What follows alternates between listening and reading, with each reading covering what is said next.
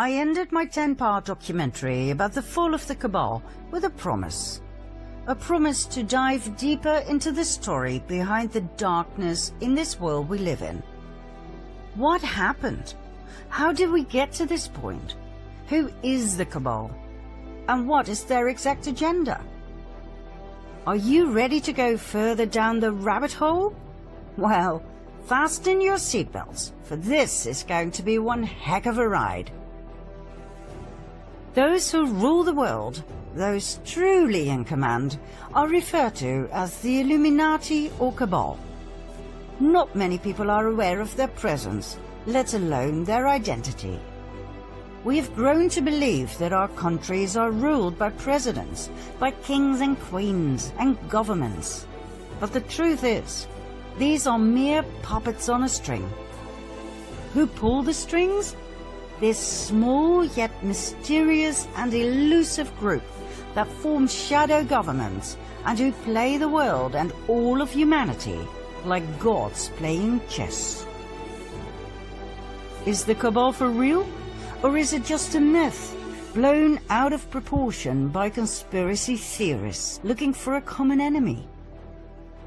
The Cabal is very real. The evidence can be found throughout history, abundantly. This story covers thousands of years. It is crucial information to understand the modern-day Cabal and the evil we are dealing with. Not only that, it is the only way I can possibly reveal to you the best kept and most shocking secret in the history of mankind. Let's go all the way back in history to the most ancient civilization on Earth, Sumer. Ancient Sumer, 7 millennia ago.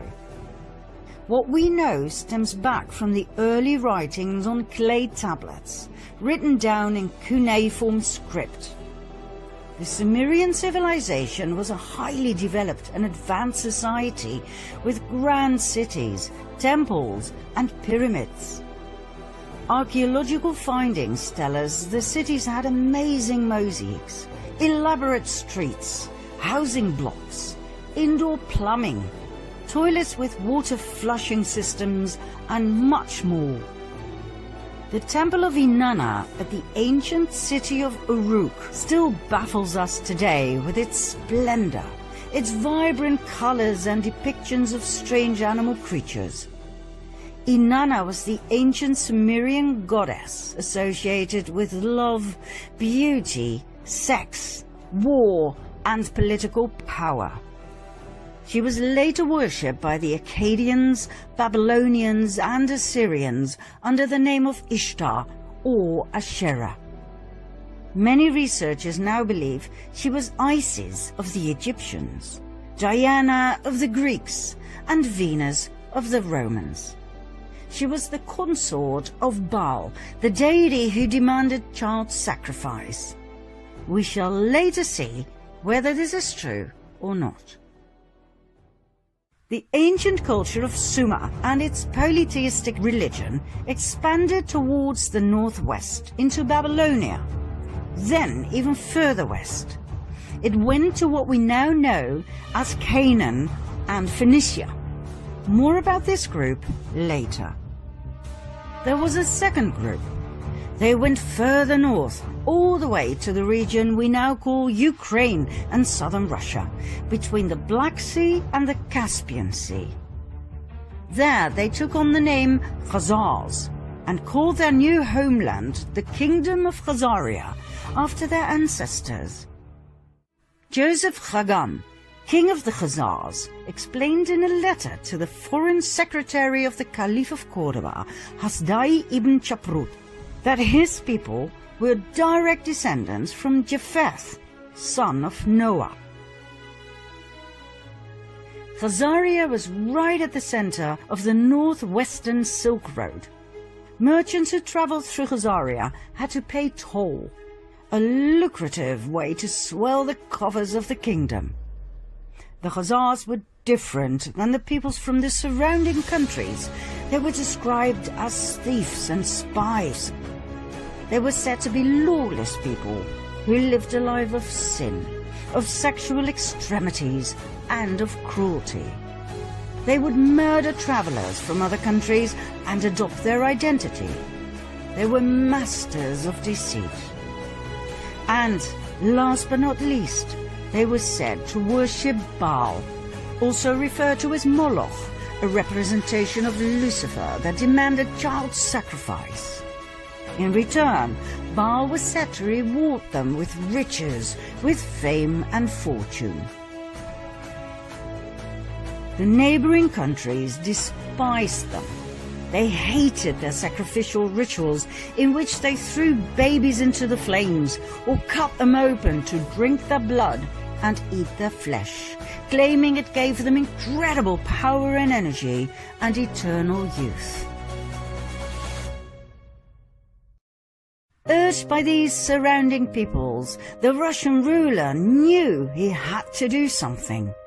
In the year 600, he warned their king, Bulan, that their Luciferian practices had to end. He told him they had to convert to either Judaism, Christianity, or Islam.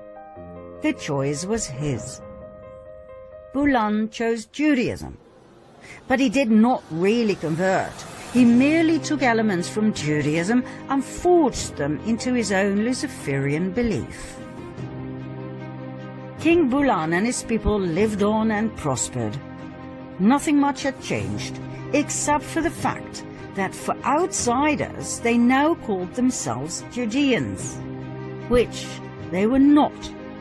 Mind you, the name Jew wasn't invented until the 18th century.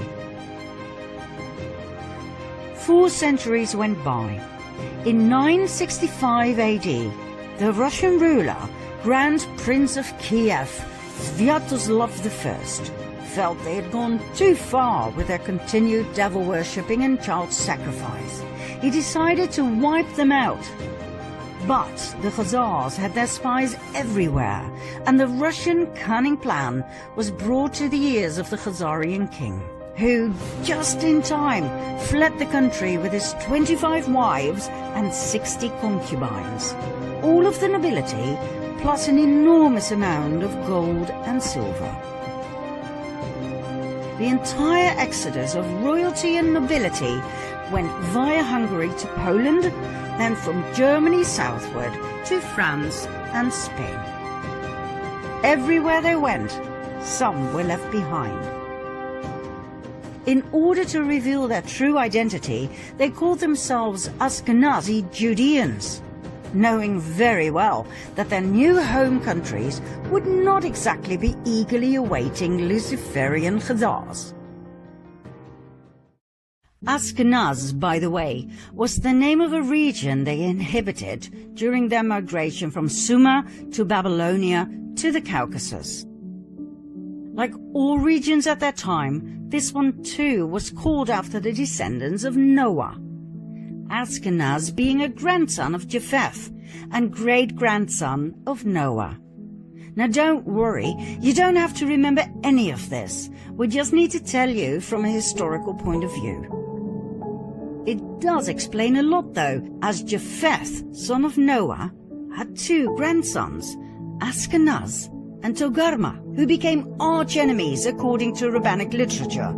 Now the people we are dealing with here descended from Togarma, yet they adopted the name of their arch-enemy, Ashkenaz. Why? We will soon find out. Just remember this, it was all by design. The Ashkenazim settled in their new homelands and swore to rebuild their empire. In no time, they built up an empire of wealth and influence. After all, they were the royalty and nobility of the ancient bloodlines of Sumer and Babylonia. They had the startup capital, so to speak. They swore to take revenge on Russia, the country they had been expelled from. Their revenge also stretched out to the Jews, as in the original people from Judea. Why? Because back in the time of Princess Jezebel, during a situation in which 2 deities were challenged, they chose Yahweh over Baal, That was their death sentence, as the Khazarian Ashkenazim would never forget nor forgive. Within a few years after they had settled in Europe, they formed an absolute master plan.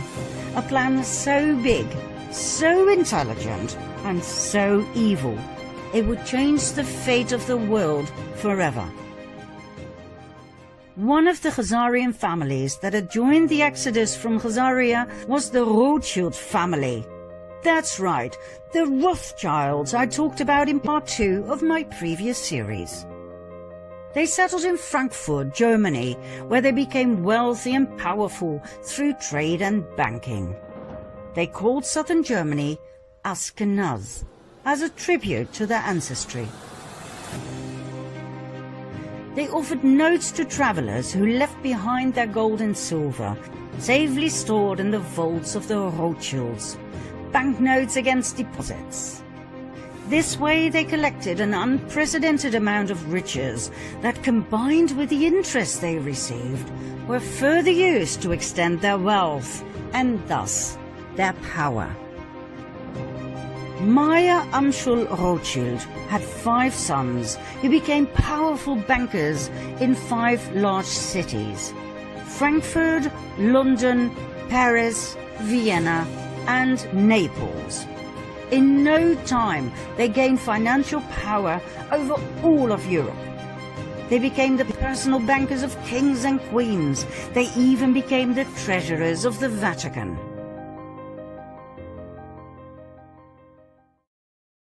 Before we continue with an event in the 18th century that has been deliberately erased from our history books, we have to pause this storyline and go back to the early Middle Ages for a second storyline. The two will meet during this 18th century event. And when they do, things will fall into place, I promise. We'll start in the age of the Crusades. In 1048 AD, an organization was founded that we refer to as the Order of Malta. They were founded in Jerusalem. Their goal was dual. One arm of the order ran a hospital in the Holy Land to tend to Christian pilgrims. The other arm was military, tasked by Rome to protect Christians against the local Muslim population. Their symbol? The equal-armed Maltese cross. During the first 50 years of their existence, Jerusalem was Muslim territory. The amount of Christian pilgrims who went to Jerusalem was limited, even by Islamic law. In 1096 AD, the first of 9 wars broke out. It became known as the First Crusade. The Crusades were religious wars initiated and supported by the Roman Catholic Church. Their goal was to recover the Holy Land from Islamic rule. 3 years after the Crusaders had left for the Holy Land, this goal was achieved.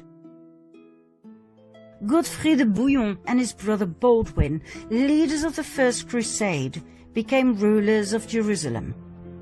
The Crusades may have been romanticized in literature and movies, but the truth is, they were insane religious wars focused on nothing but death, destruction, and forced conversion. An estimate of nearly 2 million people died. In 1118, a French knight by the name of Hugh de Payan founded a military order together with 8 relatives and friends. They called the order the Poor Knights of the Temple of King Solomon, later known as the Knights Templar. This order sprang forth from a secret society called the Prieuré de Sion, the Priory of Zion, an order that, by the way, is still alive and active today. With the support of the King of Jerusalem, the Knights Templar set up headquarters on the sacred Temple Mount. Their official goal was to protect pilgrims on their way from Europe to Jerusalem. In and of itself, this is fascinating. 9 knights were officially appointed to protect Christian pilgrims over a distance of 4,000 to 5,000 kilometers. God only knows how they did it. Their not-so-official goal was to rebuild the Temple of Solomon that had been destroyed in 586 BC by the king of Babylon, Nebuchadnezzar. Why this was so important to them, we will show later on. In 1129, the Order of the Knights Templar received the official support of the Roman Catholic Church. The order grew abundantly, and donations came pouring in from all over Europe. The knights adopted a code of conduct in which they swore unfailing obedience to the master. According to researchers, the principle of obedience made the Knights Templar lethal. They acted swiftly and with certainty to do as they had been commanded. A force of Templars became an extension of the will of its commander, the Grand Master. At the height of their power, the Order of the Knights Templar comprised of almost 20,000 members. Only 10% were armed knights. The other 90% took care of infrastructure and logistics. Even though the knights had sworn to a life of poverty, the order was excessively rich, owning large plots of lands, farms, vineyards, mills, horses, arms, equipment, the island of Cyprus, and an impressive fleet of ships. All the way from Europe to Jerusalem, in every city, they had monasteries, castles, churches, universities. They were so powerful they did not need to obey local laws. They could pass freely across all borders. They didn't have to pay taxes, and they were exempt from all authority except that of the Pope. Furthermore, everything they took from the Muslim population that they subjugated and murdered on their way was given to the order. Did they have these privileges in writing? Oh yes, Pope Innocent II took care of everything by signing the papal bull Omne Datum Optimum in 1139. All the order had to do was swear obedience and allegiance to the Pope. There was one area, though, in which the Templars truly excelled: banking. They had a network of banks in many countries that enabled pilgrims to deposit assets in their home countries and withdraw funds in the Holy Land.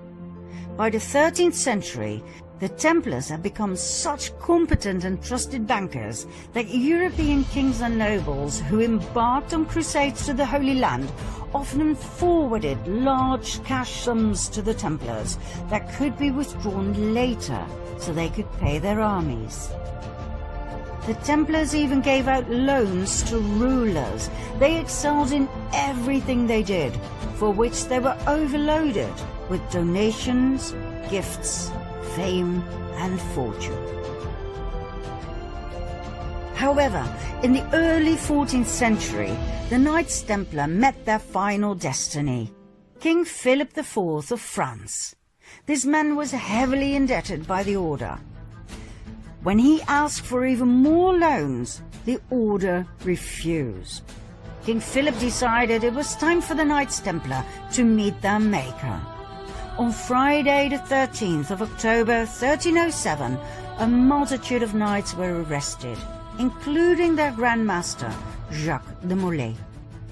After years of imprisonment, he and many others were burned at the stake. Medieval documents state that Molay called out a curse over the king and the Pope, Clement V, who had failed to protect them against the wrath of the king, and who had even dissolved the order through his papal bull, Vox in Excelso. Although the Pope dissolved the order, he did not formally condemn it, which would have been normal in those days. 1 month later, Pope Clement died. 8 months later, King Philip died. Ironically, the Pope's body was burned to ashes by a fire that was caused by lightning that struck the church where he was lying in state. The king died of a stroke he suffered during a hunt. But, contrary to what our history teachers have told us, the Order of the Knights Templar did not end here. New orders were founded with new names that were basically the continuation of the Knights Templar. Think Military Order of Christ in Portugal, Supreme Order of Christ in Italy, and so on and so forth. In every European country, the Knights Templar simply lived on the way they had, as if nothing much had changed. Only the order names had. The Order of the Rosicrucians appeared, founded by Christian Rosenkreuz, a German aristocrat. Was it connected to the Knights Templar? Absolutely. The sign of the equal-armed cross of the Knights Templar was combined with a rose. It can be found in medieval churches across France, Spain and Portugal. Yet another secret order was founded in 1534. 2 centuries, 2 decades and 2 years after the official dissolution of the Order of the Knights Templar, the Jesuit Order. The Jesuit Order was a Catholic religious order founded in Paris. Make no mistake though, the Jesuit Order was not an order of pious monks worshipping Jesus from within the walls of their safe monasteries. It was a military order of extremists who had sworn an oath of absolute submission and obedience to the Pope and to their superior general. Let's have a look at their initiation oath. I declare that I have no opinion or will of myself, but without hesitation I will obey every command I receive from my superiors in the Pope's and Jesus Christ's militia. I promise further and declare that when the opportunity arises, I will conduct a ruthless war, secretly or publicly, against all heretics, Protestants and liberals, as I am instructed to do, to exterminate and destroy them of the whole earth, and that I will not spare age, sex or class, and that I will hang up, burn, boil, cook, peel, strangle, and bury these shameful heretics, rip the stomachs and wombs of their wives, and crush the heads of their children against the wall, for the purpose to destroy their horrible race forever. If this cannot be done openly, I will secretly administer the cup with poison, the strangling rope, the steel of the dagger, or the leaden bullet, regardless of the honor, rank, dignity, or authority of the person or persons, as I will at any time be instructed by an agent of the Pope or superior of the Brotherhood of the Holy Faith of the Order of Jesuits. In confirmation of which I hereby dedicate my life, my soul, and all of my corporal powers, and with this dagger which I now receive, I will subscribe my name written in my own blood, in testimony thereof. And should I prove false or weaken in my determination, may my brethren and fellow soldiers of the militia of the Pope cut off my hands and my feet, and my throat from ear to ear, my belly opened, and sulphur burned therein, with all the punishment that can be inflicted upon me on earth, and my soul be tortured by demons in an eternal hell forever. Not exactly what you would expect from an order of Jesus, right? Mind you, when we refer to the Jesuit order in relationship to the Cabal, we are not talking about the lower segments of the order. I personally know of Jesuit priests who are wonderful human beings and who've brought a lot of beauty and wisdom into this world. What we're referring to here is the top of the pyramid, the absolute elite of the order, better known as the Jesuit Council. Documents from the Golden Age show us that the Jesuit order grew into an extremely powerful group of men. Their influence went far beyond the religious world. It stretched all the way into the secular. They infiltrated the old Masonic lodges. The Masons were skilled tradesmen in the construction trade. They worked with their hands. They worked hard, physical labor. The infiltrated Jesuits were allowed to join because of their contributions in the area of architecture, science and arts. They were called the Free and Accepted Masons, hence the name Freemasons. The Freemasons were wealthy men with a special knowledge of architecture. It is known that they were especially interested in the Temple of Solomon, just like the Knights Templar. Furthermore, they were focused on the preservation of esoteric knowledge, for instance about the Kabbalah. The fascination with the Temple of Solomon is not the only link between the Freemasons and the Knights Templar. Even today, the York Rite administers 3 orders of Masonry, one of which is the Knights Templar. The Knights Templar of the York Rite is a military branch of the Freemasons, just like the medieval order of the Knights Templar. They both have the symbol of the equal-armed Red Cross. So, in short, the Freemasons were a highly secretive group of powerful Jesuits who had infiltrated the countless Masonic lodges across the world. They founded their own umbrella lodge in 1717, the Premier Grand Lodge of England, and that would turn out to be their salvation. What happened? The Jesuits had become way too powerful to the liking of 80 heads of states worldwide who obviously felt threatened by the powerful order. They banned the order and put pressure on the Pope, Clement XIV, to do the same. In 1773, the Pope succumbed to their demand. He promulgated the Dominus ac Redemptor, the Bull of Extinction, that put an end to the Jesuit order. It seems indeed history repeated itself. But guess what? It didn't end there. Just like the Knights Templar before them, they continued using another name. In this case, the Freemasons. 1 year after his betrayal of the Jesuits, Pope Clement was murdered by poisoning. Just like the Luciferian Khazars, the Jesuits too, and their predecessors like the Knights Templar, had a taste for revenge. Now we promised that our 2 storylines would come together at an historical event that would massively impact the world. We have finally reached that point. Do you want to know what happened? Follow me to part 2.